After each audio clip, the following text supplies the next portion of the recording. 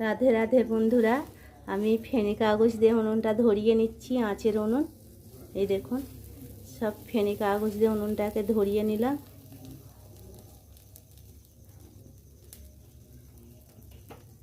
এবার আমি আঁচ দেবো এই ঘুঁটে।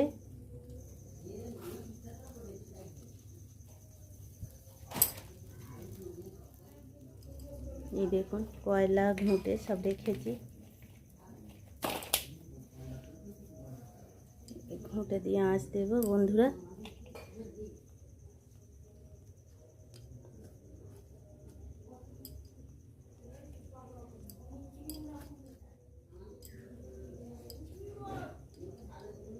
দেখুন পুরো আস্তে আস্তে করে ধরছে আমার এই উনুন। এবারে এর উপরে আমি কয়লা চাপিয়ে দেবো।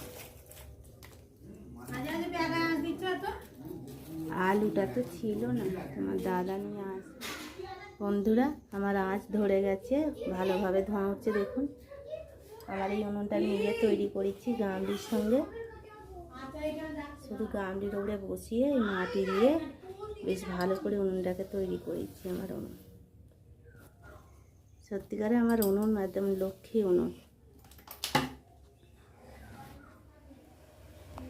বন্ধুরা, আমার ভাত হচ্ছে এখানে, এই দেখুন আঁচে ভাত হচ্ছে। আর এখানে মোচার একটু ডালনা করবো, আলু কাটা হয়ে গেছে আর এই মোচা কাটছি। এখানে মোচা কাটা হচ্ছে। কত বড় মোচাটা যে বাজার থেকে কিনে এনেছে, খুব বড় মোচাটা কিনে এনেছে। দেখুন,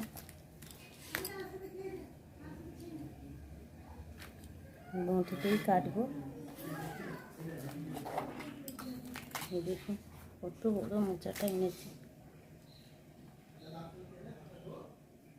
মোচার তরকারি বলতে মোচার ডালনা করব আর ভাত করব আর ওল ভাজবো।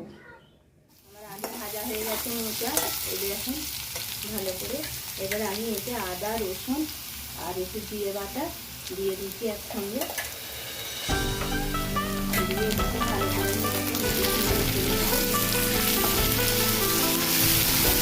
মোচাটাও দিয়ে দেবো।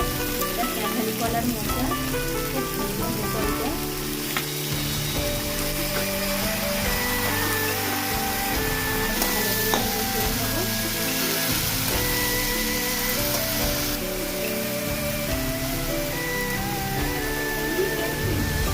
রান্না করলে যদি তারা বলে ছবি তুলে পাঠাবে, তাহলে রান্না করতে হলে দেখানো হয় না।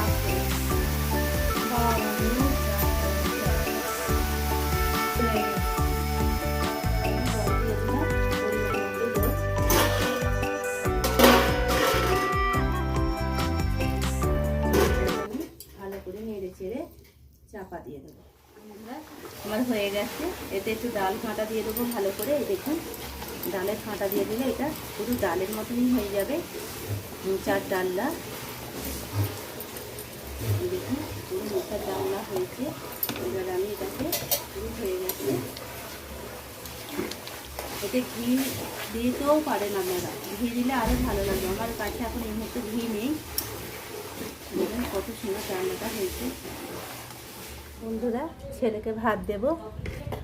এই দেখুন ভাত দিচ্ছি ছেলেকে।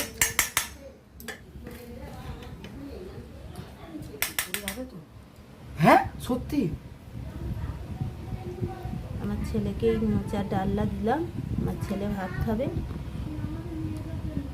তবে মাকে দেখে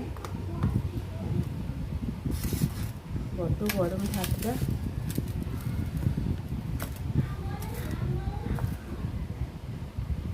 খাও খাও।